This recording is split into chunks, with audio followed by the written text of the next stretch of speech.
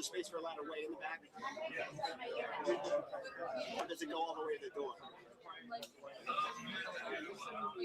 There is a space.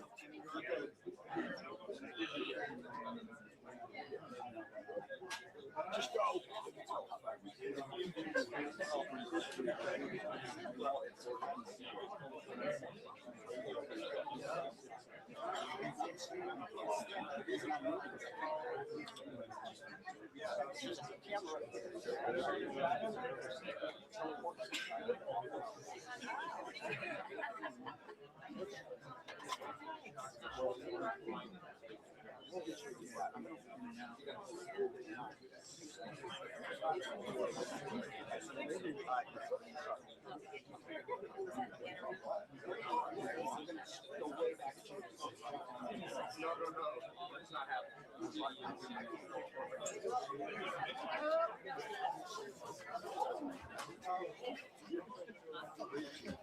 Thank you very much.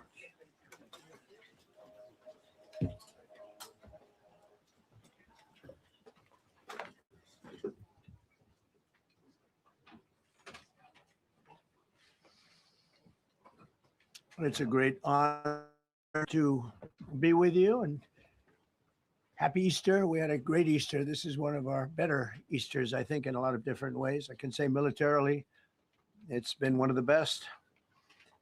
So good afternoon. We have quite a bit to discuss. We'll go into pretty good detail. And we have the people that are most involved. We'll give you exactitude. And we're here today to celebrate the success of one of the largest, most complex, most harrowing combat searches. I guess you would call it a search and rescue mission ever attempted by the military.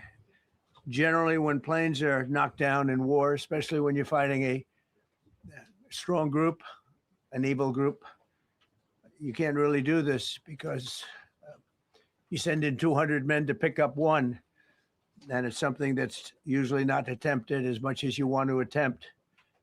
And bad things happen to that one or two. And in this case, we did two, and might not have been attempted before, but we did. And we had great talent. We got a little luck too, I would say. And we were helped by a lot of people, a lot of great people. And it was an honor to be involved with it. It's very historic.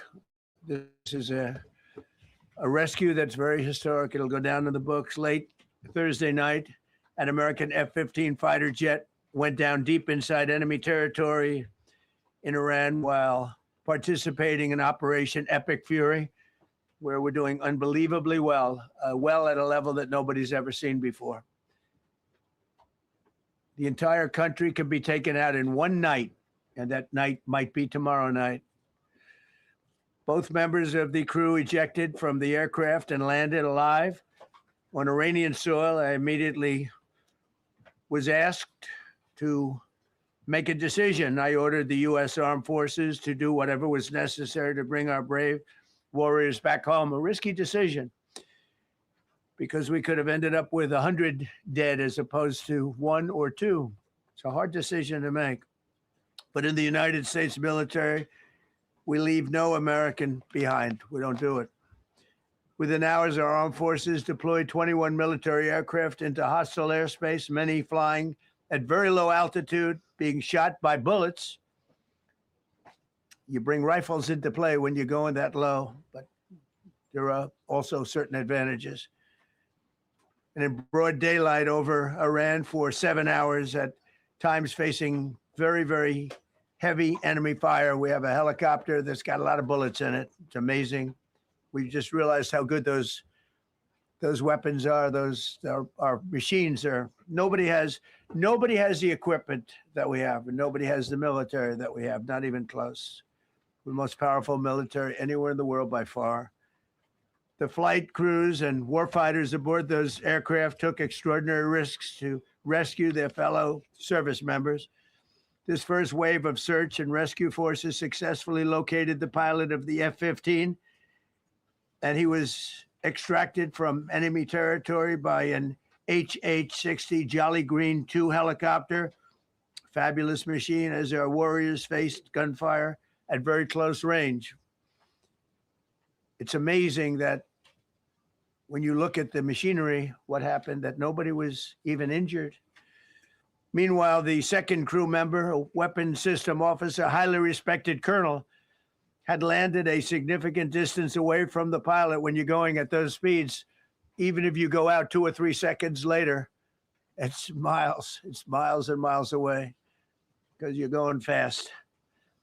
He was injured quite badly and stranded in an area teeming with terrorists from the Islamic Revolutionary Guard Corps rough group, as well as besieged militia and local authorities. Many, on top of everything else, they told the communities actually within inside of Iran, the people of Iran, they were given a tremendous incentive to find this pilot. Despite the peril, the officer followed his training and climbed into the treacherous mountain terrain and started climbing toward a higher altitude, something they were trained to do in order to evade capture. They want to always go as far away from the site of the shoot down. You want to go as far away because they all head right to that site. You want to be as far away as you can. And he was injured, and he was an amazing, amazing thing. He scaled cliff faces, bleeding rather profusely, treated his own wounds, and contacted American forces to transmit his location. They have a very sophisticated beeper type apparatus that is on them at all times. And when they go out on these missions, they make sure they have lots of battery space and they're in good shape. And this one worked really well, amazingly, saved his life. We immediately mobilized a massive operation to retrieve him from the mountain holdout. And he kept going higher and higher. The mountain kept getting rougher and rougher and really very, very hard to find. The second rescue mission involved 155 aircraft, including 4 bombers, 64 fighters, 48 refueling tankers, 13 rescue aircraft, and more. We were bringing them all over, and a lot of it was subterfuge. We wanted to have them think he was in a different location because they had a vast military force out there. Thousands of people were looking. So we wanted them to look in different areas. So we were scattered all over like we were right on top of them. We had 7 different locations where they thought, and they were very confused. They said, well, wait a minute, they've got groups here, they've got groups there. It's an amazing thing. I was listening to these great people, these great generals. General Raisin Kane was amazing, and Pete Hegseth was amazing. But I listened to the whole thing. It was pretty amazing. So they had all these different sites where everybody thought he was located. We think we have him over there because they have 9 planes circling a little area that's 25 miles down the coast. So in a breathtaking show of skill and precision, lethality and force, America's military descended on the area, the real area, engaged the enemy, rescued the stranded officer, destroyed all threats, and exited Iranian territory while taking no casualties of any kind. The heroic F-15 weapons system officer had evaded capture on the ground in Iran for almost 48 hours. That's a long time when you're in tough shape and when you're bleeding. It's a long time. When we left, as you probably know, we had 2 large planes, pretty old planes. It carried a lot. We needed a lot more equipment going in than coming out, obviously, because going in, we needed to be able to scale mountains. And we had a lot of equipment, but the sand was sandy, wet sand. So we thought there may be a problem taking off because of the weight of the plane. And then we also had all the men jumping back onto the planes, and they got pretty well bogged down. And we had a contingency plan, which was unbelievable, where lighter, faster aircraft came in and they took them out. We blew up the old planes. We blew them up to smithereens because we had equipment on the planes that frankly we'd like to take, but I don't think it was worthwhile. spending another 4 hours there taking it off. So we didn't want anybody to have, we have the best equipment anywhere in the world. We didn't want anybody examining our anti-aircraft and other equipment. So these were large planes that were old and pretty old, and we blew them up. And we had faster, lighter planes come in, and they were able to land on the sand. We needed the bigger planes because we had so much equipment that we needed. We took 3 helicopters over there, which were very strongly used, and couldn't have lived without them. They did, and they performed unbelievably well. And if you'd see it, you wouldn't believe it. They came off the plane, and these guys had them. The rotors were off. They rebuilt these helicopters in less than 10 minutes. And that was one of the more amazing things. These are helicopters, small, unbelievably powerful, but small, very small, so it can get into certain areas. And they got them off the plane, and they rebuilt all 3 of them in a matter of less than 10 minutes. It's pretty amazing what the genius of these people. Who would think that? You'd think it would take 5 days to build them. And in some companies, it would take 5 days, and they wouldn't do it well. But they served us well. As Commander-in-Chief, I never forget the extraordinary risk taken by the warriors that we send into battle and the genius. I mean, think of it, having a contingency of 3 planes waiting because we think the sand is so bad that we probably won't be able to take off.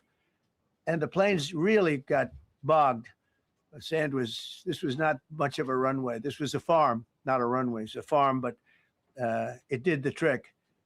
But to have a contingency as opposed to having to wait 2 days, can you imagine right in the middle? This was central. This was right, you would call it central casting if you were doing a movie for location. And probably the toughest area of Iran where we'd be sitting there. So these planes came in, those pilots came in so fast and so quick and got out of there. Everybody got aboard and just got 15-minute intervals. 1 load out, 1 load out, 1 load out. It happened. And we were watching and we said, that's amazing. It's in many ways, I was almost more impressed by the contingency that we had than the fact that, if we would have had a runway or decent soil, but it was an amazing thing. But we thank God for every single one of them. And the talent, the genius is not even talent, it's genius. It's the whole ball game, every one of them. If you look at what we did with Maduro, we went into a military compound, a massive, with thousands and thousands of soldiers, and within a matter of minutes, and he lived behind iron doors. There were steel doors, broke them down so quickly. And within almost minutes, he was in the back of these planes. It was a similar group. Incredible. We have incredibly talented people. And if the time comes, we move heaven and earth to bring them home safely. We're going to bring our people home safely. I want to thank every member of the U.S. Armed Forces involved in these historic operations. They really were historic. It's just not something that's done. And you'd understand it. Not that they don't want to do it, but when you're going into areas, when you look at these helicopters, when you look at the amount of bullets and everything else that they took, when you go into these areas, you don't come out like we came out. God was watching us. I tell you, well, it was the Easter. We were in Easter territory, I guess, but God was watching us. Amazing, because when you look at the machinery, they took damage. It tells you. First thing I said is these are unbelievable machines. How they flew back and not even much of a problem. But these 2 extraordinary rescues, because it was 2, and as you probably know, we didn't talk about the first one for an hour. And then somebody leaked something, which we'll hopefully find that leaker. We're looking very hard to find that leaker. And talked about there's somebody missing. They basically said that we have one and there's somebody missing. Well, they didn't know there was somebody missing until this leaker gave the information. So whoever it was, we think we'll be able to find it out because we're going to go to the media company that released it, and we're going to say, national security, give it up or go to jail. And we know who, and you know who we're talking about, because some things you can't do. Because when they did that, all of a sudden, the entire country of Iran knew that there was a pilot that was somewhere on their land that was fighting for his life. And it also made it much more difficult for the pilots and for the people going in to search for him. All of a sudden, they know that there's somebody out there. They see all these planes coming in. It became a much more difficult operation because a leaker leaked that we have one, we've rescued one, but there's another one out there that we're trying to get. So actually, the country, Iran, put out a major notice, you all saw it, offering a very big award for anybody that captures the pilot. So in addition to a hostile, very talented, very good, very evil military, we had millions of people trying to get an award. So when you add that to it, but we have to find that leaker because that's a sick person. Probably didn't realize the extent of how bad it was. I can't imagine that the person did, but we're going to find out. It's national security. And the person that did the story will go to jail if he doesn't say. And that doesn't last long. And I think everybody would understand it. They put this mission at great risk. They put that man at great risk, and they put the hundreds of people that went in looking for him, because everyone now knows that we're going in. Over the past 37 days, America's armed forces have carried out more than 10,000 combat flights over Iran, unheard of, striking more than 13,000 targets. The F-15 we lost last week was the first manned aircraft downed by the enemy in this entire operation, with thousands and thousands of flights. They got lucky. It was a lucky hit. You know, eventually you get lucky. But we got lucky too because we got both of them back. But it's a record that is unparalleled in the history of military air operations. Nobody's ever seen anything like it. It's such an honor to be involved with it. We were up late at night, and then we were waiting for those contingent planes to come in, and we say, come on, let's go, get in, because they're waiting out on this farm without a runway, with wet, crummy soil, sand, mostly sand, wet sand, and it eats planes alive. And we're waiting, and we're saying, I hope that one can land and take off. And they came in like magic, boom, boom, boom, one after another. It was like genius. So impressed by that, because we were a little concerned. We said, boy, if they don't get in and get up fast, we're sitting in them. And that's called Iran Prime, right, General? That's where the whole bet is. And here we are sitting there waiting for a plane, but they came in so fast and so hard, and these guys knew exactly what to do. Let's go, come on, get in, let's go. Pwah. They came one right after another, not at the same time. They don't want to come at the same time. They had to come right after each other. They didn't have any room. There was barely any room to land. Tiny little patch of very wet earth and sand. So I'm so proud of the people that I have standing up here with me, and many others that worked. I mean, so many. Steve Witkoff's over here. He's doing fantastically. Jared Kushner. But the people that are here, the job they did is amazing. And I think I'm going to introduce the head of the CIA, and he is a man he's central casting, okay? If we cast a movie, he's going to play the head of the CIA. He's one of the few. John Ratcliffe, he did a phenomenal job that night. He did something that I don't know if you want to talk about it. If you want, you can. I'm not sure he's supposed to. I'm not going to talk about it, but the CIA was very responsible for finding this little speck. It's like they used an expression on one of the shows. A general was talking about, it's like finding a needle in a haystack, finding this pilot. And the CIA was unbelievable. And you may, if you can, you'll talk about classified, in which case I'd have to put him in jail if he talks about it. And I don't want to put him in jail. He doesn't deserve that. So, John, do you want to say a few words? Thank you. Thank you, Mr. President. It's a privilege to be here with you today to share what we can about this exceptional mission and to recognize the ingenuity and bravery of those who executed it, as well as the leadership and resolve of the president who ordered it. One thing that has been clear to me in this role is that the flawless military operations that the Department of War is known for are hostage to flawless intelligence. We saw that in the skies over Iran in Operation Midnight Hammer last summer. We witnessed it in Venezuela during Operation Absolute Resolve. We've seen it against the cartels in the Western Hemisphere, and we're seeing it every day in Operation Epic Fury, including this mission to rescue an aviator buried deep behind enemy lines. Because it is the unique tradition of the U.S. Armed Forces that we leave no man or woman behind, this was a no-fail mission. That was the spirit in which the president put us to work, and we were determined not to let him down or our airmen down. As an agency, the CIA possesses unique capabilities that only the president can deploy. Some of these capabilities fall under covert action authorities. And because covert means exactly that, I'm not going to be able to tell you everything that you want to know. At the president's direction, we deployed both human assets and exquisite technologies that no other intelligence service in the world possesses to a daunting challenge, comparable to hunting for a single grain of sand in the middle of a desert. This was also a race against the clock, as it was critical that we locate the downed aviator as quickly as possible, while at the same time keeping our enemies misdirected.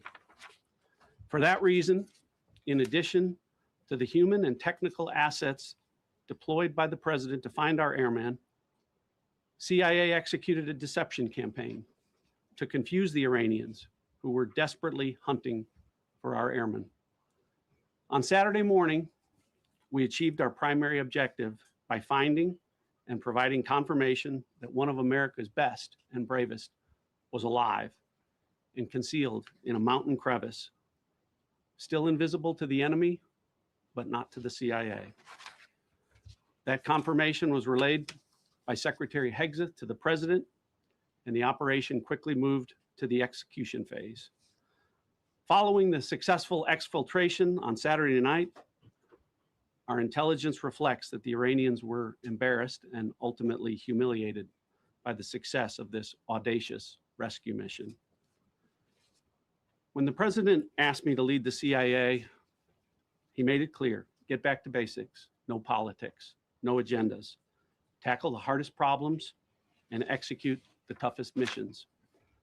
This president is about results. And now that's what his CIA is about too. The professionals at the agency and at the Department of War deserve immense credit for their flawless execution during this daring mission. Their skill, creativity, and courage are unmatched on the battlefield wherever they step. But none of that matters. And all of that is wasted without a president with the political courage to put them into action. Mr. President, I've had the privilege of seeing you act with political courage in the best interest of the United States up close on a daily basis, and I'm grateful that this successful mission has given the American people a window into that as well. The Secretary and Chairman will tell you that our service members' confidence is boosted by a Commander-in-Chief who has their back the same way they have yours. And I know that the confidence of CIA's officers is boosted by the knowledge that their work is informing a president who's not afraid to make the hardest decisions when the stakes are highest. And to the American people, your confidence should be boosted by knowing that the security of the nation is in the hands of a president who's willing to take on problems that have confounded both sides of the political aisle for nearly half a century. It is an honor to serve under a leader who just proved that you can believe him when he says, no matter what, we will leave no one behind. We will come for you. Thank you. Thank you.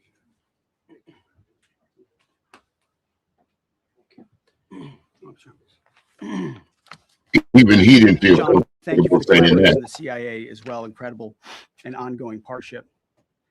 Ladies and gentlemen, fellow Americans, and especially the brave warriors in our armed forces, over this Easter weekend, the United States military has once again proved why we possess the greatest fighting force the world has ever known. in 2 extraordinary combat search and rescue operations deep inside enemy territory in Iran, our warriors executed missions of breathtaking skill, courage, and precision. When our warriors are unleashed, as this president has allowed them to be, they are unstoppable. When American airmen were down behind enemy lines, our forces and our president did not hesitate. Special operators, elite air intelligence professionals moved swiftly and decisively into treacherous mountain terrain under the constant threat of Iranian forces closing in. Ultimately, it was an impotent Iranian threat. And today, as the CIA director mentioned, Iran's military, and we know this, is embarrassed and humiliated, and they should be. Now, these are not routine operations. They were high-risk, high-stakes missions conducted in the heart of enemy territory. This was not just barely into Iran, this was deep into Iran, involving coordinated strikes to suppress threats, deception tactics to protect our teams, and full synchronization across air, ground, and special operations. The Iranians are still asking themselves right now, how did the Americans do this? One downed airman evaded capture for more than a day, scaling rugged ridges while hunted by the enemy. When he was finally able to activate his emergency transponder, his first message was simple and it was powerful. He sent a message, God is good. In that moment of isolation and danger, his faith and fighting spirit shone through. You see, shot down on a Friday, Good Friday, hidden in a cave, a crevice, all of Saturday, and rested on Sunday. Flown out of Iran as the sun was rising on Easter Sunday. A pilot reborn, all home and accounted for, a nation rejoicing. God is good. Despite incoming fire and unforgiving conditions, our troops brought every American home. No American lives were lost. We leave no man behind, and that is not luck. It's the result of unmatched training, superior technology, an unbreakable warrior ethos, and sheer American grit. Our special operators, pilots, and support crews performed with near perfection under fire, and they were lethal.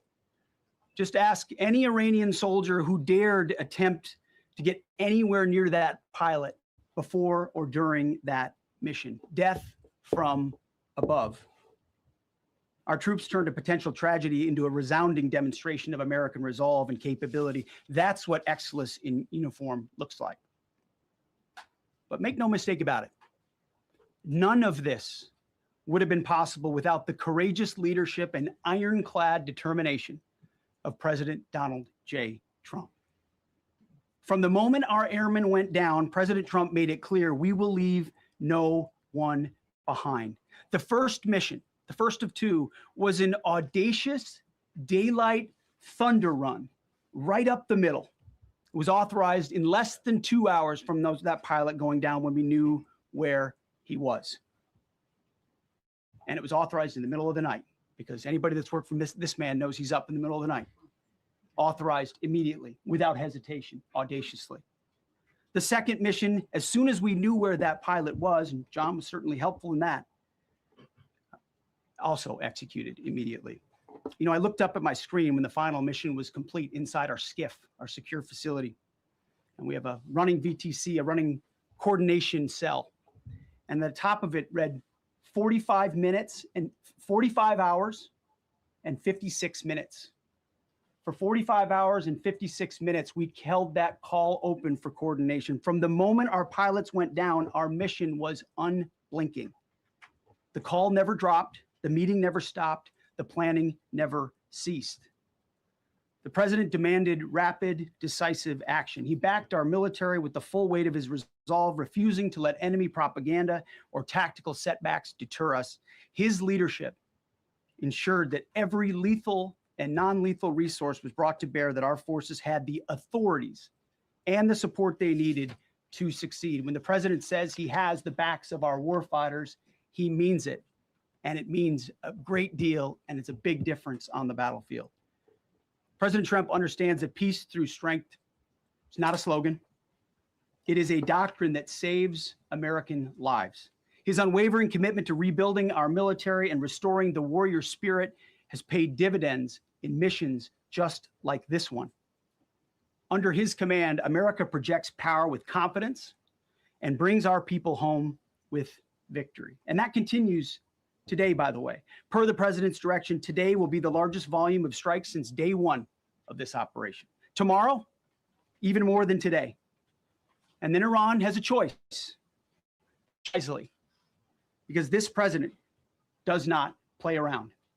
You can ask Soleimani, you can ask Maduro, you can ask Khamenei. To those heroes who planned and executed these rescues, your nation stands in awe. I stand in awe. The chairman stands in awe. We all stand in awe of your professionalism and bravery. We serve for you. You embody the very best of America. To the rescued airmen and their families, welcome home. Your courage and endurance, the quiet declaration of faith amid the storm inspires us all. God is good every day. And to our adversaries watching from Tehran, let this be a clear message. The United States military will go anywhere at any time to protect our own and complete the mission. We execute with precision. We control the skies. You see, we flew for 7 hours in daylight over Iran to get the first pilot. And we flew 7 hours in the middle of the night to get the second. And Iran did nothing about it. We fight with honor, and under President Trump's leadership, we win. So God bless our troops, God bless President Trump, and God bless the United States of America. Thank you. Well, good afternoon, everyone. Thank you, Mr. President. Thank you, Mr. Secretary. A note before I start, I know many of you want specific details in these briefings. We will share what we can, but I will retain what I must in the event that we have to go do this again sometime. And I cannot stress the importance, as the President said, around operational security. The Secretary and I will do a more detailed briefing tomorrow morning, and we look forward to sharing the details that we can.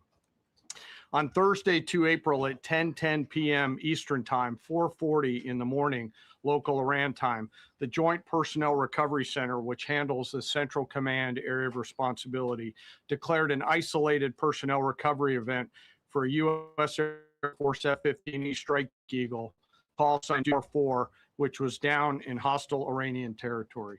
The pilot and weapons system officer had both safely ejected and were isolated behind enemy lines. Following confirmation of active rescue beacons and on the direction of the Secretary and by order of the President, a rescue operation was launched with the stated purpose of bringing both Americans home safely. As the Secretary said, several hours later on the morning after positively locating the front seater, call sign Dude 44 Alpha, and aware of an aggressive ongoing search by the enemy, a U.S. Central Command plan was approved by the Secretary and the President.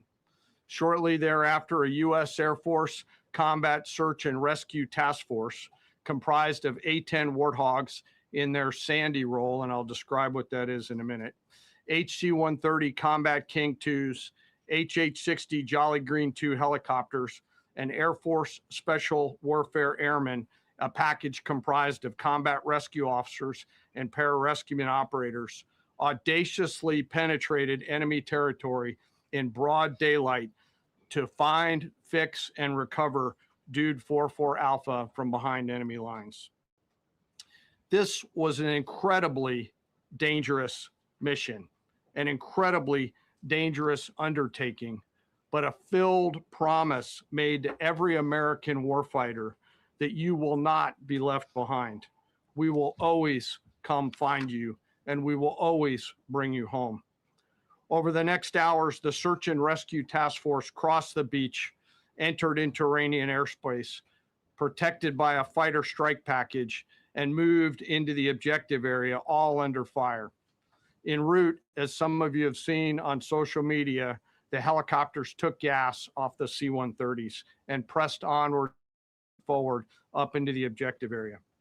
While this was ongoing and out in front of them, the Sandy flight of A-10s and other remotely piloted aircraft, drones, and other tactical aircraft were violently suppressing and engaging the enemy in a close-in gunfight to keep them away from the front seater and allow the pickup force to get into the objective area.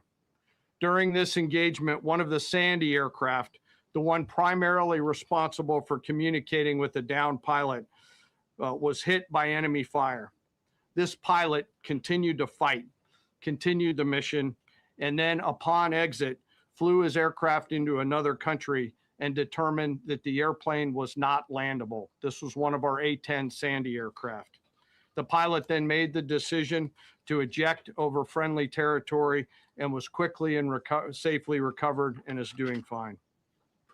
After picking up Dude 44 Alpha, the HH-60 Jolly Green was engaged by every single person in an all-arms weapon. And one of the aircraft, the trailing aircraft, took several hits. The crew sustained minor injury, and they are going to be fine. A note for those of you that do not know what a Sandy does. Named after the flight call sign that did this very mission in Vietnam, flying A-1 Sky Raiders and A-7 Corsairs, a Sandy has one mission: get to the survivor, bring the rescue force forward, and put themselves between that survivor on the ground and the enemy. They are committed to this. This is what they live for, and this is what they've trained for over many, many years. The A-10 force and the rescue force did a fantastic job rescuing Dude 44 Alpha. He was recovered Friday afternoon. As I said, and the nation needs to know this, this was an incredibly brave and courageous mission, and a testament to the courage, skill, and tenacity of the joint force and our leaders. And especially a daylight option, having the guts to try, means so much to so many. Meanwhile, the backseater, as the president and the secretary have said, had continued to work and survive. Through the hours of daylight, Dude 44 Bravo, the backseater, evaded. Using every means available, the efforts of the United States military, the Central Intelligence Agency, and others were attempting to find and locate with precision Dude 44 Bravo, the backseater. A note on the backseater and the front seater. The single most important contributor to a successful rescue operation is the spirit of attack inside the heart of that downed aviator. Their will to survive, their will to evade, their will to recover is everything. In this case, the backseater's absolute commitment to surviving made much of our efforts possible. On Saturday, 4 April, after establishing positive communications with the backseater, we learned, as the president said, that he was injured and actively evading enemy forces. And thanks to our interagency partners, we were able to get eyes on his location and positively ID him. Throughout this entire time, the enemy force continued to search for 44 Bravo, and the joint force continued to strike them over and over and over again. Fighting off marginal weather in Iran and the enemy's search for a second time on Saturday, at the recommendation of the CENTCOM commander and at the approval of the secretary and the president, we launched a rescue task force to recover Dude 44 Bravo. Again, this came to the president and the secretary for approval, this time with a much larger force package based on the time that the enemy had to prepare to find 44 Bravo. Again, this force was protected by A-10 Warthogs using the Sandy call sign. And this force had one single mission: do everything they can to bring an American home. This meant having a plan, being prepared to execute that plan, and more importantly, being prepared for multiple simultaneous contingencies. And because of this force's professionalism, grit, and determination, fight off two enemies at the same time: the enemy searching for 44 Bravo and contingencies, which anyone who has done these types of missions knows we run into every single time. The force fought off both of those enemies incredibly well. During the period of darkness on Saturday, and as the Secretary said, into Easter Sunday and into the daylight, the force fought its way in and rescued Dude 44 Bravo. They were protected overhead by an air armada, including tactical drones, strike aircraft, and others.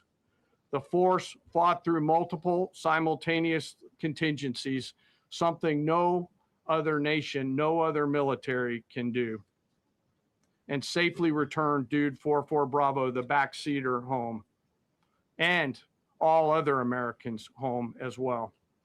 At midnight 12 local Eastern time, Easter Sunday, more than 50 hours after the start of this operation, the Joint Personnel Recovery Center declared Dude 44 Bravo, both the front and back seater, returned to friendly territory. The courage demonstrated by both the pilot and the weapons system officer while isolated and them invading the enemy cannot be overstated. Their grit and warfighting tenacity is a direct result of the absolute trust they have in our rescue forces, their training, and their will to survive and return. They always knew that we would be ordered to go get them, and they always knew that we would be coming to get them.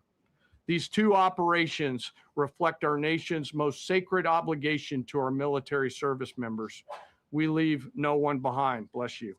It also perfectly captures the first truth of our special operations forces, that people are more important than hardware. That is the standard we live by, and the rescue forces that execute these missions operate under a clear motto: these things we do that others may live. Their actions were a direct embodiment of that commitment to others, and I could not be more proud of each and every one of them today. As the Secretary said to our enemies, this operation serves as a clear reminder of the capability and will of America's joint force. The United States of America will recover our warfighters anywhere in the world, under any conditions, when we want to. We will always bring overwhelming skill and firepower. To every member of the joint force, our interagency partners, the leadership at CENTCOM, and our leaders at the department and above, thank you. I'm proud of each and every one of you and thankful to our deployed forces and their families.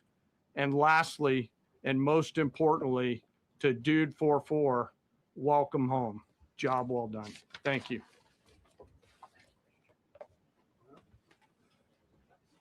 Pretty amazing, pretty amazing. And these two gentlemen have been, from day one, they've been perfecto. You know, I got to know General Kane in my first term because he was able to take out ISIS in 4 weeks instead of the 4-year projection that was given to me by other much lesser generals. I said, you know, if I ever do this again, that's going to be the head of my Joint Chiefs of Staff. And we worked it that way, didn't we? It's amazing. He took out ISIS. We defeated ISIS in 4 weeks. I was told it would take 4 years. I flew to Iraq to find out with the greatest equipment in the world, why would it take 4 years? And he told me, sir, it won't. It'll take 4 weeks and you'll have time left over. And that's exactly what happened. So he's great. And Pete, all I can say is that he was treated very unfairly. And now those same people that treated him unfairly, that fought against him, they called me up saying, what a great choice he was. I said, well, what happened during his nomination? What happened to you? I'm telling you, people that were not for him, senators, friends of mine, sir, I don't think you're doing the right thing. Now they're calling me up. What a choice. These two guys are fantastic. And John Ratcliffe was incredible. It was actually their genius that called us from, he was 40 miles away. And he said, you know, we're seeing something moving up in the mountain. This is at night. And they kept the camera on him for 45 minutes. He wasn't moving. And they said, you know, probably wrong, but we're seeing something moving. This is a vast mountain, vast, thick, with bushes, trees. He said, we see something moving 40 miles away. was the head of a human being. I'm telling you, it's moving. And then all of a sudden, 45 minutes later, he moved a lot, stood up, and they said, "We have him." And that was really the beginning of something incredible. We had an idea where he was, but not specifically. That's a big mountain. So I want to thank the CIA too. I don't think they get enough credit for the great job they've done. Yes, please. Thank you very much, Thank Mr. you. President, for this great opportunity. Country, it has super army. You make a difference, Mr. President. Thank you for your greatest leadership. Thank you. I have two quick questions, Mr. President. What was your reaction when you learned that Kurdistan region had resumed exporting oil to the international market with your support as United States of America? Well, I expected that. We've gotten along with the Kurds for a long time, so I expected that. Another question, what would be your reaction if the Iranian people rise up against their regime during a ceasefire, Mr. President? Well, they should do it, but again, the consequences are great. I mean, they were told if you protest, you will be shot immediately. You saw what happened to the young wrestler. He was a great champion, by the way. He was a great wrestler, one of the top in the world. And he and his two friends were hung. And all they did was say a little bit about liberty. They wanted liberty, and they were violently executed. But the number is up to probably 45,000 people were killed. So, when somebody stays in a house, when they know if they walk out of the house to protest, they'll be immediately shot and killed. And they issued that, that was publicly issued. It's not a secret. That's why so many people say, "Oh, well, why are you doing this way?" We can't let Iran have a nuclear weapon. We got regime change. We're dealing with a much different regime than before. We're dealing with different people. They're smarter. I think they're sharper and far less radical. We have regime change, but we didn't do this for regime change. We did it for the fact, and my view was very simple. I saw somebody said, "Oh, he doesn't have a plan. I have the best plan of all, but I'm not going to tell you what my plan is." They want me to say, "Here's my plan. We're going to attack at 9:47 in the morning, and then we're going to do this, and then we're going to," and if you don't do that, they say, "I have a plan."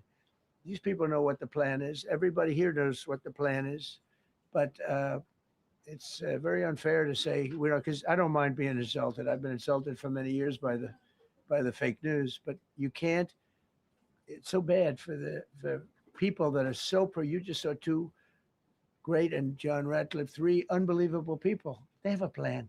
Every single thing has been thought out by all of us, but I can't reveal the plan to the media. So, but we're just thrilled by the success of this operation. Yes, please. Thank you, Mr. President. You've said Iranians would be mad if you stopped these attacks, but why would they want you to blow up their infrastructure, to cut off their power? Wouldn't that be punishing Iranians for the actions of the regime? They would be willing to, and it's suffering. They would be willing to suffer that in order to have freedom. The Iranians and we've had numerous intercepts. Please keep bombing. Bombs that are dropping near their homes. Please keep bombing. Do it. And these are people that are living where the bombs are exploding. And when we leave and we're not hitting those areas, they're saying, "Please come back, come back, come back." These are the people. I don't know what they do. All I can tell you is they want freedom. They have lived in a world that you know nothing about. It's a violent, horrible world where if you protest, you are shot. Remember the great woman protests where they had 400,000, 500,000 women, and they were all enthused and they were going to protest, and everybody said, "Oh, the regime's going to come to an end." And then all of a sudden, boom, boom, 5, 6 different areas. A woman would go down right between the eyes. They had snipers. They had 5 snipers. That's all it took. And those 400,000 or 500,000 women said, "Oh my God, what's that? Oh, look over there. What's that?" A woman shot right between the eyes. And after 5 or 6 of them go down, then you start hearing the purr through the vast number of people. And then they said, "Oh my God, who would do that?" and they're incredible people, but they've lived so horribly. They've lived so horribly. You know, Iran was a great country if you go back 25 years ago or so. The Persian people, they're incredible, smart, brilliant, actually. And I know so many. I know coming from New York, originally, I know so many people from Iran. They're incredible people, incredible energy, and very, very brilliant people. But when you're standing in a group and protesting, and you have a woman, in the case of a woman, remember the Great Woman March? Everybody was saying, "Oh, this is the end of the country," and then snipers selectively picked. Every single one was shot right between the eyes from a long distance. They were on top of buildings. Nobody even knew where they were. Where they coming from? This wasn't like a machine gun, which is also very bad. They've done that too. They did that recently. This was snipers sitting on the top of buildings, aiming and hitting women. And when they see people go down, and all of a sudden there's a riot in the reverse direction, and they never came out again. And a lot of the news doesn't talk about that. They talk about, oh, women's rights. You want to see women's rights? You're not going to see it there. It's amazing when I see some of the stupid people like, you know, AOC +3, all that group. They talk about, oh, freedom for Iran. They don't tell you the real facts. Women, men, gays. How about gays for Iran? They kill the gays. They throw them off buildings. So I wonder what's going on. I can only say this.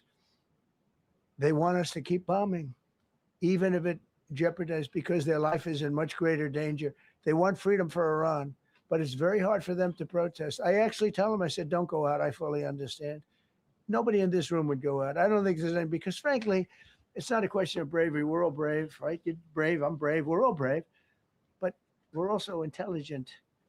If you have people shooting at you, expert shots with the best rifles you can get, and hitting you right between the eyes every single time, and you're looking here and you're seeing and you're looking here, you're out of there. I don't care who it is. Please. Mark Meredith, Fox News. I know that. Oh, thank you. How would I know that? Go ahead. America's watching. No, Good job. can we go back to the weekend? First off, was everyone on board with the operation, or were there people that were trying to talk you out of going through with the operation this weekend? Not everybody was on board. Somebody else within No, you? there was military people, very professional, that preferred not doing it. These two were totally on board, which was very important. They weren't, I would have had a little difficulty. But no, there were military people that said, you just don't do this. You don't go into the heart of a very powerful military. You know, this is, hey, you have countries and countries. You have some countries where military is not their strong suit. This whole thing is militarized like nobody's ever seen before. Half the people are wearing uniforms.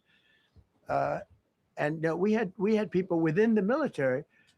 Usually it's not done. That's one of the reasons. You know, I was surprised. Somebody said it's the only time it's ever been done. I said, that's not possible. But it is possible, because you're going into hundreds of thousands of soldiers along the path. I mean, look at some of the helicopters, how they got hit. So yeah, there were people within the military that said it's a wise. And don't forget, how many men did you send altogether, approximately, for the operation? I'd love to keep that a secret. Okay, well, but I will tell you the number. I'll keep it a secret, but it was hundreds and hundreds of these people. That's pretty good. Is he central casting? But hundreds of people went into this journey. Hundreds of people could have been killed. Forget about the equipment. A lot of equipment. Nobody cares. Hundreds of people could have been killed. So we had people that were within the military that said this is not a wise, and I understood that, but I decided to do it. Was there a point that they were going to, that you were thinking there's too much on the line, and somebody was saying maybe we abort this now and wait? I mean, given the resource, like the general said, it seemed like there was so much on the line here. You must have been thinking, Well, this could have completely changed. so next the 3 first years. one, which was in many ways as dangerous as the second, I guess it gets, because we're flying over daylight. You know, we're the best at the world at night. We have goggles that nobody, we have goggles. I've tried them. They're unbelievable. I see better with the goggles at night than I see without them during daylight. I mean, daylight today, we have a beautiful day. You see just as well with goggles. In many ways, it's enhanced. So we have the best in the world. So it's much safer for us to do it at night, whereas other people, no other country has that capability. They don't have that particular piece of equipment like we do. But when I was told flying and in daylight, I think we flew 7 hours over Iran, and that's a long time, over unbelievably hostile territory where they have nothing but weapons. We took out their anti-aircraft, which is great. We took out their radar, which is great. We took out a lot, but they still have, what hit this one was a handheld shoulder missile, heat-seeking missile. So it's not like, they're totally whatever. And they have probably a little luck because you got to get lucky. But they shot it and it got sucked in right by the engine. But these guys were out of there. They were great. Their timing was great. But no, I was told that this is a very dangerous mission. I understand. They didn't say it's a foolish mission. They said, we're going to be sacrificing hundreds of people do this. You have tankers that are flying over this area so that because the flight was so long, they had to refuel. It's a very dangerous mission. I just felt it was worth it. If you would have told me that we would have been successful, gotten both, and nobody was even essentially injured, I would have said that would be impossible. Yeah, please. Mr. President, thank you very much. Thank you, sir. We'll come back to you. Okay, thank you. Given that you are now dealing, you say, with a more reasonable, less extreme leadership in Iran, what does that mean for the protesters, for the human rights movement in that country after this conflict? Well, I What's think your positive. expectation? Yeah, if they assume control, if we do something and they assume control, I think it's very positive, a big step. I don't think you'd see the radicalization that you have seen in the last. Look what happened. Women are being executed because they're not properly clothed, they say. They're not properly clothed, and they execute the women. They shoot them right on the street. No, you have a much different group of people. Now, I'm not saying we are dealing with them. Essentially, they have till 8 o'clock tomorrow night, Eastern time. But we are dealing with them. I think it's going well. Mr. Witkoff is here, and JD's involved in the dealing. Mr. Witkoff is sitting right here, and I think it's going fine, but we'll have to see. You have to understand, we've been dealing with these people for 47 years. I'm standing here with a much more powerful Iran as of a month ago, not anymore. Right now, they are decapitated. But I'm standing here a month ago with a much more powerful Iran than it was at any point during 47 years. This should have been handled by 7 presidents, a lot of presidents. And those presidents are saying now, every one of them to their friends, we should have done this a long time ago. So it's not something I like doing. It's very dangerous. And we're getting them at the height of their strength. If I didn't terminate the Barack Hussein Obama Iran nuclear deal, they would have had don't forget, that was a path to a nuclear weapon. Remember this. He chose Iran over Israel, pure and simple. How Israel can vote for a Democrat is if you're Jewish in New York City or any place else in this country, and how you can vote for a Democrat is unbelievable, because he chose Iran, a very hostile Iran. Remember when he filled up a 757 with cash, billions of dollars of cash, and he sent it over to them. Then they gave them tens of billions of dollars. He chose Iran over Israel and really the Arab world, if you look, because, the other, Saudi Arabia, Qatar, UAE, you take a look. I can add Kuwait and I can add Bahrain, and you can add others. He chose such an unlikely candidate.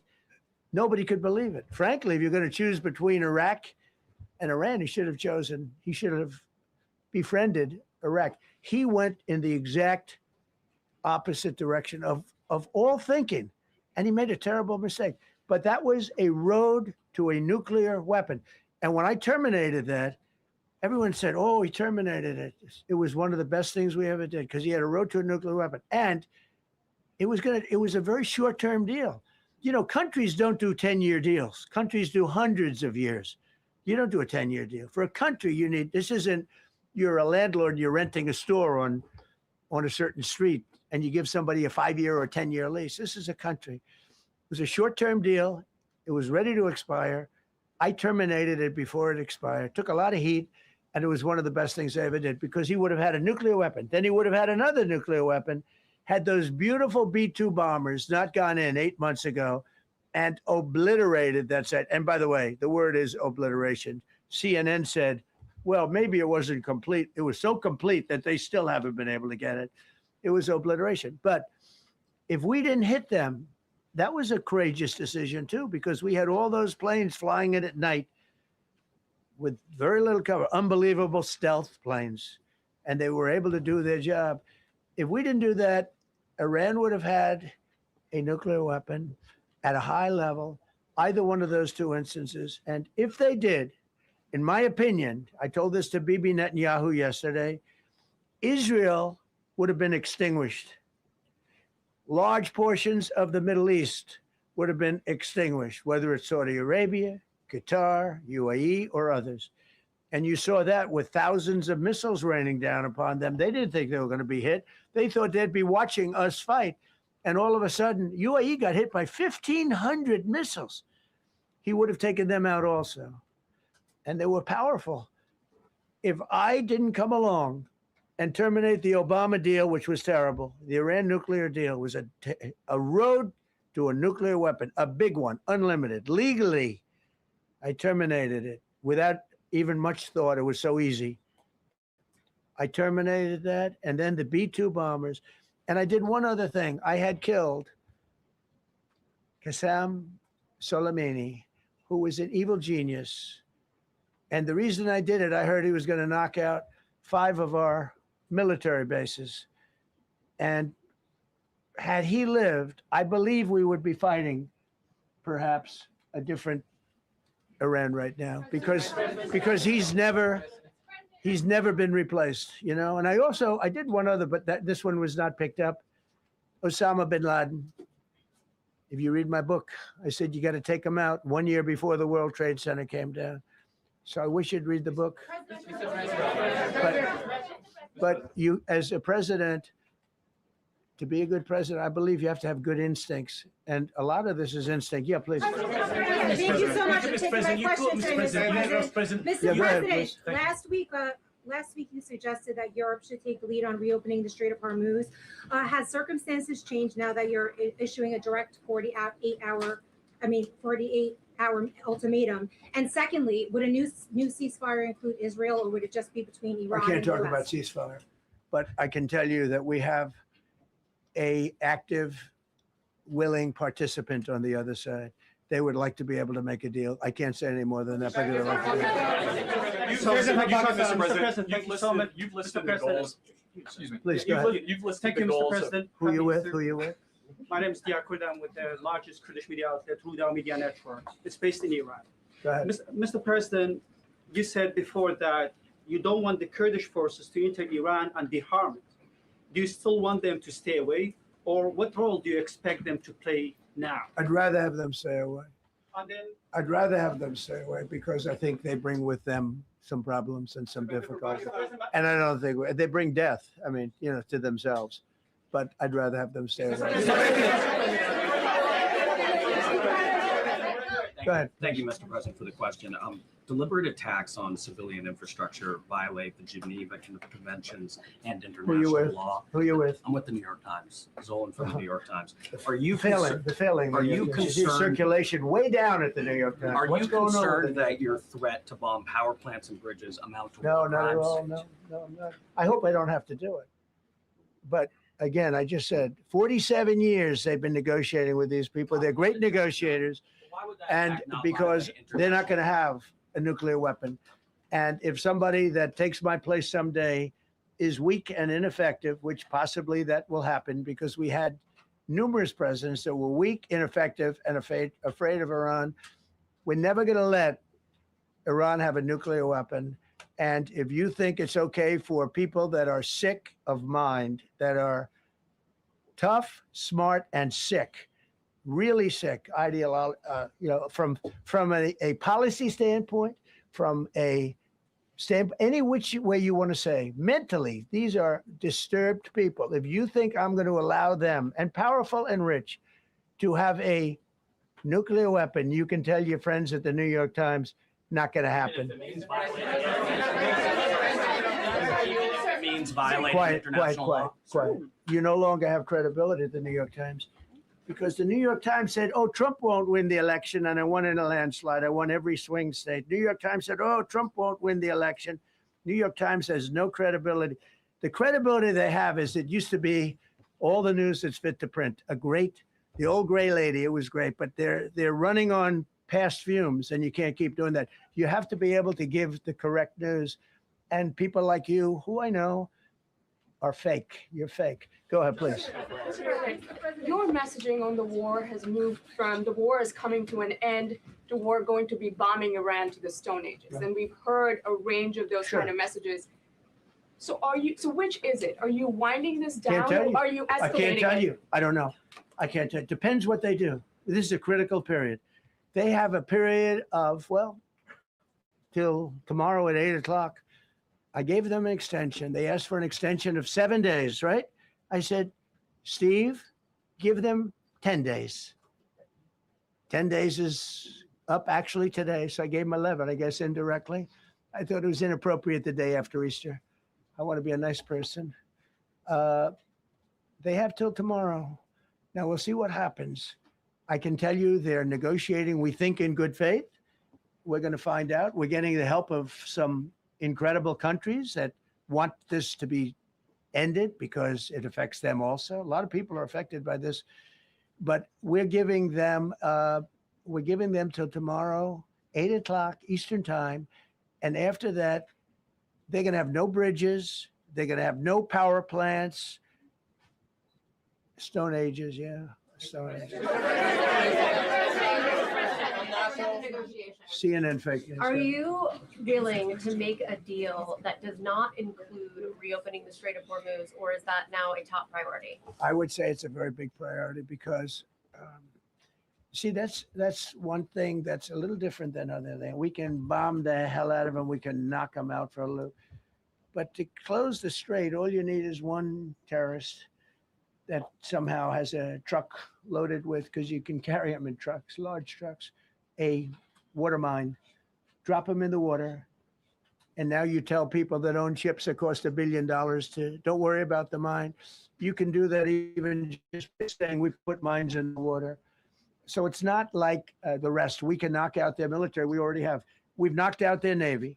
We've knocked out their Air Force completely. We've knocked out 158 ships in 3 days. We've knocked out even their mine droppers. They don't have any mine droppers anymore, but they put them on other boats and they could drop them. I'm not even sure they have any mines there, by the way. I'm not sure. I'm personally, they say there might be 8. I don't know. I think there might be none because they're very good bullshit artists. That's why for 47 years they've been bullshitting other presidents and they haven't done the job. And people are living in hell. You live in that country, they're living in hell. No, I think that 47 years of this stuff is long enough. They're at the weakest point they've ever been. They have no Navy, they have no Air Force, they have no anti-aircraft weaponry, they have no radar, they have no communication. In fact, the biggest problem we have in our negotiation is that they can't communicate. I said to Steve, what are they saying? Sir, they can't communicate. They have no method of communication. So we're communicating like they used to communicate 2,000 years ago with children, bringing a note back and forth. They have no communication.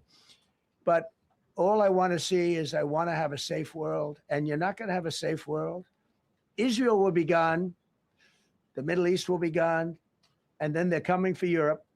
And I have to tell you, I'm very disappointed in NATO. Very. I think that NATO, I think it's a mark on NATO that will never disappear in my mind. You know, they're coming to see me on Wednesday. They're going to say, oh, we'll do this, we'll do that.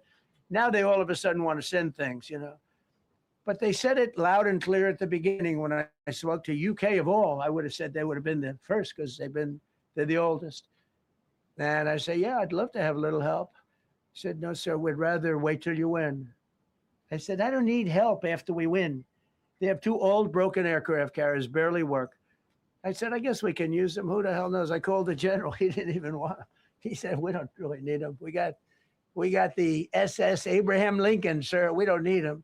You know, we have, in terms of technology, we had one day 101 missiles going at 2,700 miles an hour, aimed at the Abraham Lincoln. 101 missiles. Out of 101 missiles, 101 missiles were shot down. Unbelievable technology. 10 years ago, 5 years ago, I don't know if that would have been possible, but 10 years ago, that wouldn't have been possible. 101 missiles heading to a ship that's not that far off the coast. And out of the 101 missiles, we shot down all 101. We have weaponry. The Patriots are unbelievable. We have weaponry that's unbelievable. Yeah. Go ahead, please. Yes. Thank you, Mr. President. You said earlier today during the egg roll that you would like to take Iran's oil, but Americans want U.S. forces home. Correct. What's that trade-off? If I had my Does it choice, take too if I had my much time? choice, yeah, because I'm a businessman first.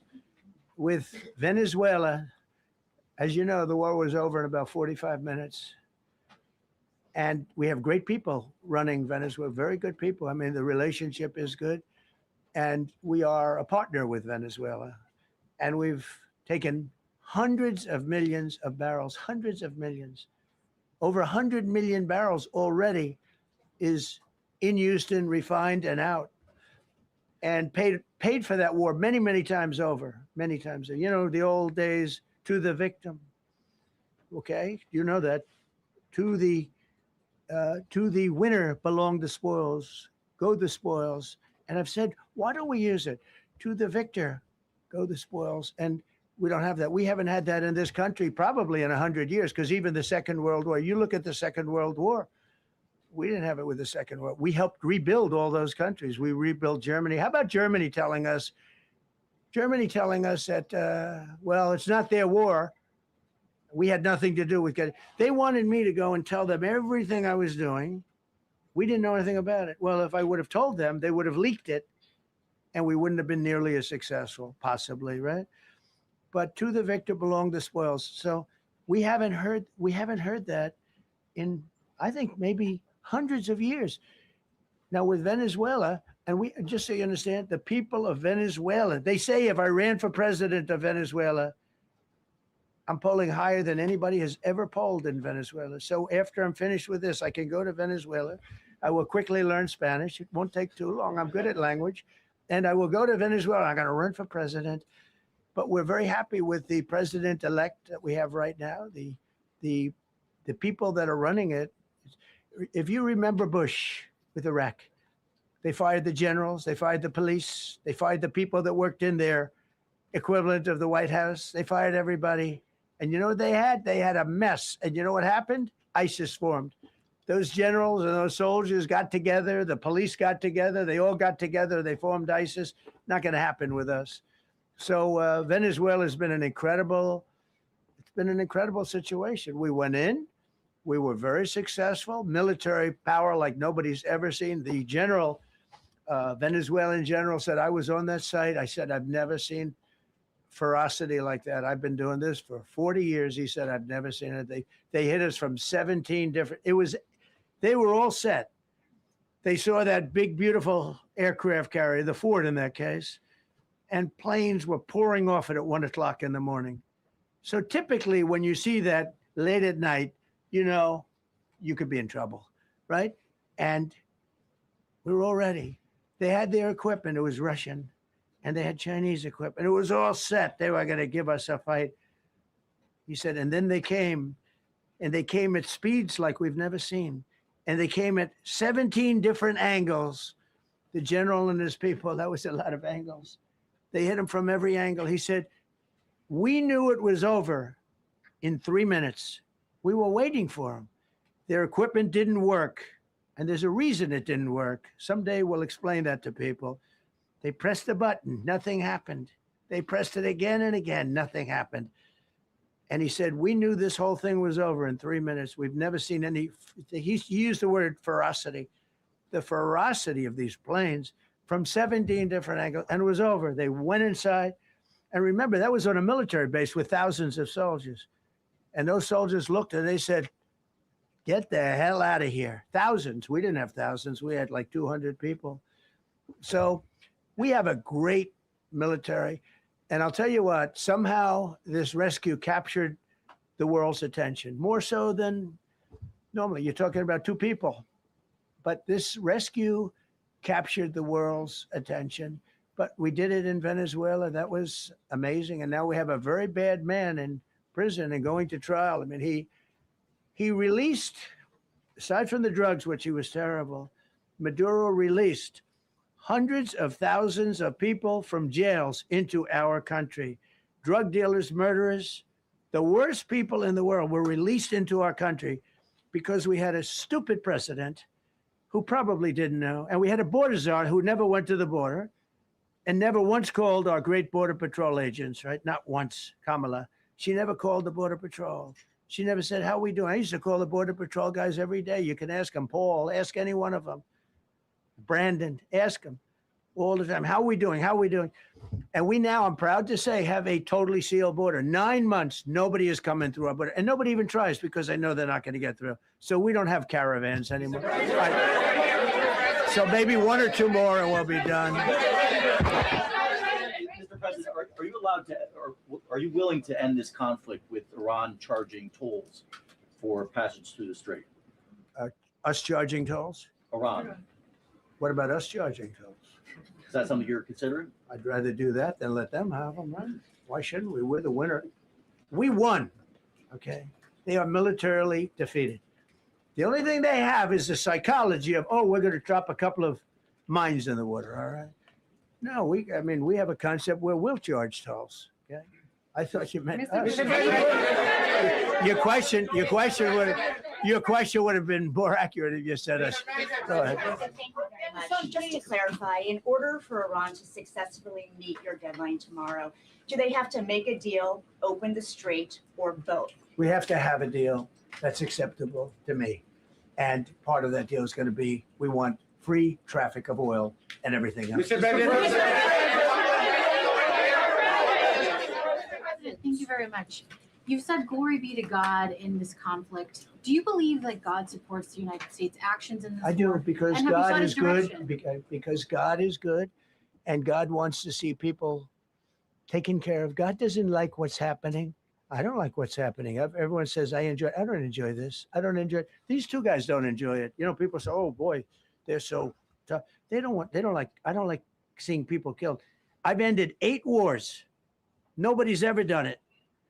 The person who won the Nobel Prize came to me and said, you deserve the Nobel Prize. She announced that when they announced, they said, goes to Maria. She's a great person, really a good person.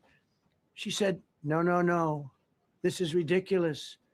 They gave me the Nobel Prize. President Trump ended 8 wars. I could go over every one of them, including India and Pakistan, where the Prime Minister of Pakistan said, President Trump saved from 30 to 50 million lives. That makes me much happier than what we're doing right now. That makes me much happier. We have one more to end, by the way. Okay. President, you called yesterday in your Truth Social, you called the Iranians crazy bastards. True. What is your response to critics who say that I don't care about critics. What is your response to critics who say that it is your mental health that should perhaps be examined as this war continues? I haven't heard that. But if that's the case, you're going to have more people like me, because our country was being ripped off on trade, on everything for many years until I came along.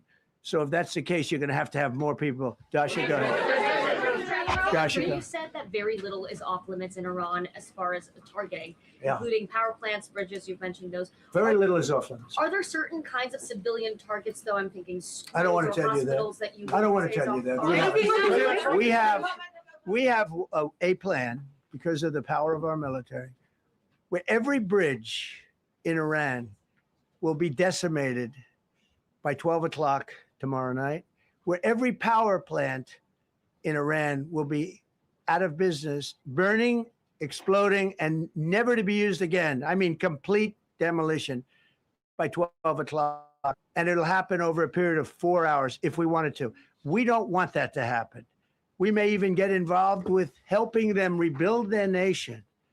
And you know what? If that's the case, the last thing we want to do is start with power plants, which are among the most expensive thing, and bridges. You saw the bridge went. we were very close to a deal.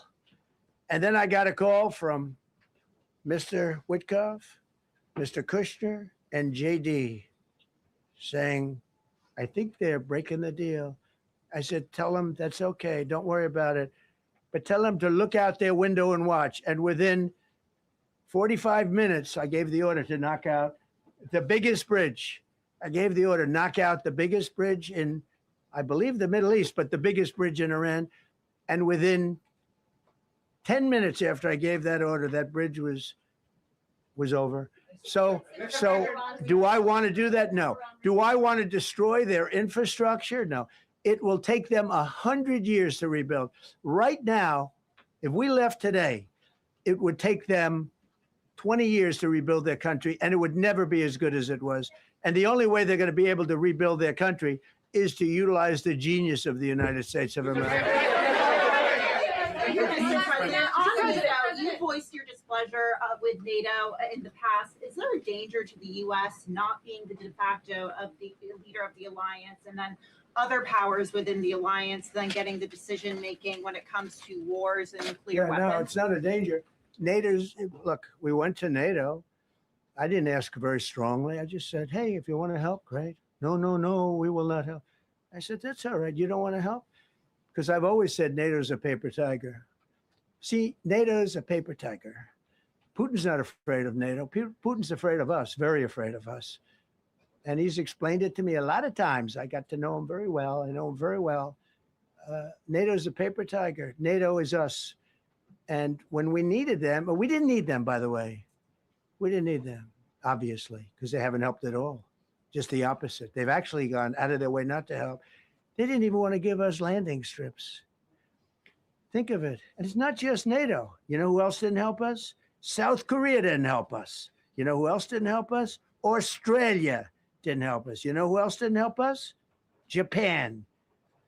We've got 50,000 soldiers in Japan to protect them from North Korea. We have 45,000 soldiers in South Korea to protect us from Kim Jong-un, who I get along with very well, as you know. Do you notice he said very nice things about me? He used to call Joe Biden a mentally retarded person, okay? So don't tell me about your stuff.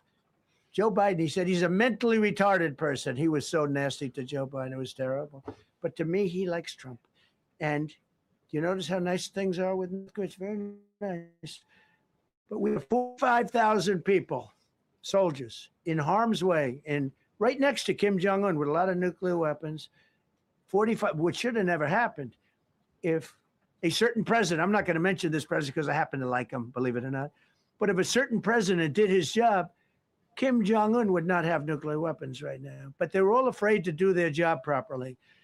But just to conclude and just to finish, Japan didn't help us, Australia didn't help us, South Korea didn't help us, and then you get to NATO, NATO didn't help us. There were some countries that did. Now, countries that have been good, now you could also say they're got to be a little bit more involved because they're in the territory, but Saudi Arabia has been excellent. Qatar has been excellent. UAE has been excellent. Bahrain, Kuwait. I mean, Kuwait did shoot down 3 of our planes. The only planes really that we lost with friendly fire, they call it. I call it unfriendly fire. They unfortunately didn't know how to use our great Patriots. The pilot said, what kind of a missile's coming at us? Patriot. Boom, they got out because they know a Patriot never misses. So they had beautiful Patriots. There were planes heading in their direction. Unfortunately, they decided to shoot those planes. They were our planes. So, NATO is a paper tiger. Now, he's coming to see me on Wednesday, as you know. He's a wonderful guy. Secretary General is great. And Mark Rutte, he's a great person, but he's got, and it all began with, if you want to know the truth, Greenland. We want Greenland. They don't want to give it to us. And I said, bye-bye. Okay, thank you very much, everybody. Thank you.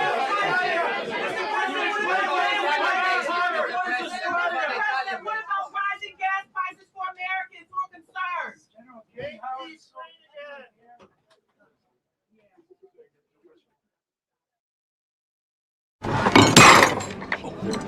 Vince, look at me. look at me in the windows to my soul.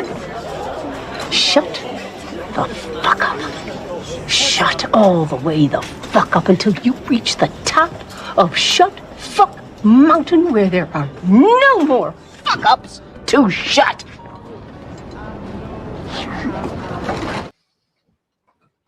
It's a great honor to be with you, and happy Easter. We had a great Easter. This is one of our better Easters, I think, in a lot of different ways.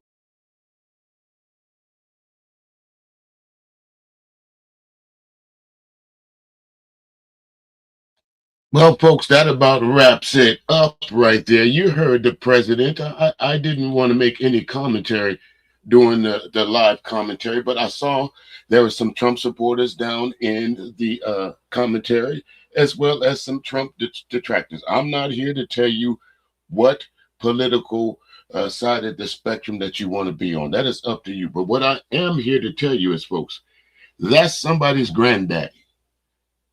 And I'll ask each and every one of you right now, from what we just watched, don't you think it's time for granddaddy to sit down?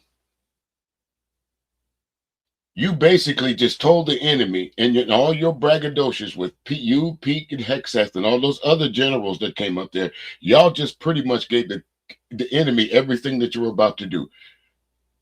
Because a movie's about to be written, starring who? He probably gonna have some folks in his family starring the movie that's gonna be way over budget. Maybe he'll bring back Kristi Noem. I don't know, but I guarantee it, this is gonna be a way for Trump and the Republican parties to grip some more money off you folks. The ticket's gonna probably be for the premiere and the screening of it probably gonna be about $7,000, $8,000, $9,000, $10,000. But some of y'all gonna go in there and watch this movie anyway. Donald Trump does not care how he's remembered by history, and it's not famous, it's infamous. Several times we heard this man openly admit to war crimes. Fuck the Geneva Convention. Fuck the civilians. What civilians y'all know would ask another country to come bomb the shit out of them? Oh, don't worry about it. We'll just let us know what time y'all gonna drop the bombs. That way we won't be home. But this is what you mostly in America voted for. White, black, Hispanic. This is what y'all voted for. The man that told you there will be no more wars. Does that sound like someone that says there's not going to be no more wars? I'm going to bomb the shit out of them tomorrow? Y'all better do your history. Like I say all the time, if you want to find the real history of the United States of America, follow the blood trail. That's it. That is it. Now, I would have time to ask some of these questions, but I got to ask all you Trump supporters, and especially you, Patricia, and hey, what you say? How do you reconcile yourself if you have family, if you have children, or if you have nieces and nephews that are under the age of 19 that could possibly be drafted in a war? That Donald Trump, if your child or your relative comes back in a casket, Donald Trump is going to use them to fundraise off of with a baseball cap on. I'm sure those military members that lost their life didn't think that this was the way that the president was supposed to meet them at Dover Airport. Draft dodger. Now all of a sudden he's a military guy. Y'all miss me with that. Miss me with the idea that Trump is the best thing for the United States of America since sliced bread. Y'all need to come to grips with your own reality. You are a reflection of Donald Trump. Nothing more, nothing less. This is the whole of America. Somebody asked me that about 4 years ago, and I'm sticking to it then, and I'll stick to it now. Those of you who cannot look past that the man is openly a pedophile, that the man said, grab him by the pussies. that the man telling your grandparents and your children that their education is not important. And if you get sick, God forbid, fuck it. Don't buy it. You don't need 12 pencils. You only need one. And y'all still voted for this man. The lemon law ain't in effect no more. Too late. Can't take this back in. Buyer beware my ass. The damage has been done. Do y'all know the collateral damage Trump is going to do to the generations that's behind y'all?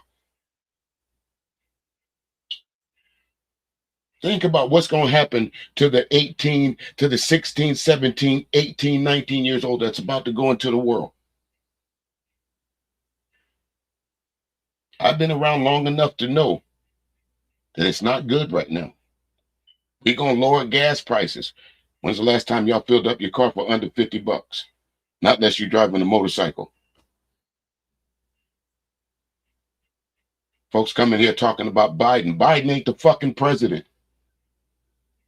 Regardless of whether you agreed with his policies or not, Biden is not the president. Obama's not the president.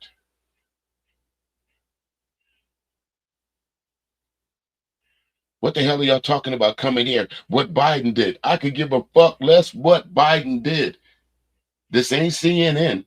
I ain't got to be nice. I ain't got to curtail what I say. Fuck what Biden did. Look what Trump did to the United States of America in less than a year and a half.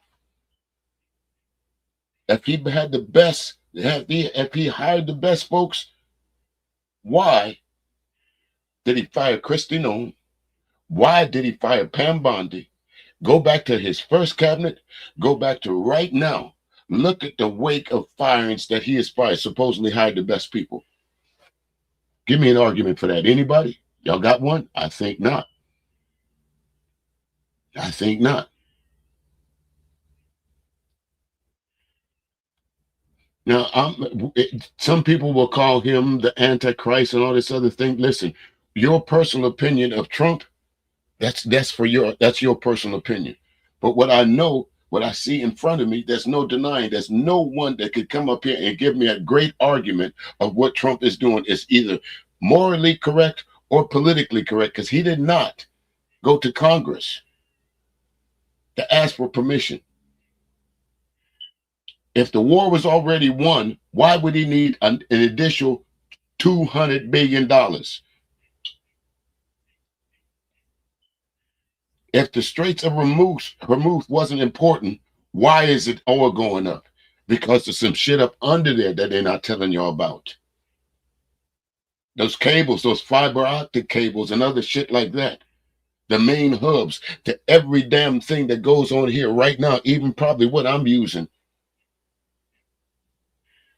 They're not going to tell you about that, but they'll come up here and brag about a rescue operation that they're going to turn into a movie, but they won't tell you about the other casualties that we've lost already. With that, folks, thank y'all very much for listening. If Trump should happen to go live again, or the next, what do you call that? This so-called Supreme Court that we got, that y'all see that the Supreme Court turned over Steve Bannon's contempt of Congress. Why? That asked the average American like me, what the fuck? What's the purpose of the Supreme Court? We out. Look, all you motherfuckers been snitching for him and shit. Now you standing up in here and goddamn it talking about preacher. Fuck that nigga. Fuck that. I'm gonna shoot your ass too, motherfucker. Keep on. You gonna get shot too, nigga. You gonna get shot. God bless the fool, goddammit. God bless the fool. Now, I'm gonna tell y'all something. I'm gonna end this goddamn thing. Look, where's that goddamn money bowl at? Who got that money bowl? We taking that money right now before you leave this bitch. We ain't leaving out here for free, motherfucker. Yeah. Y'all know the motherfucker ain't no good. You want, look,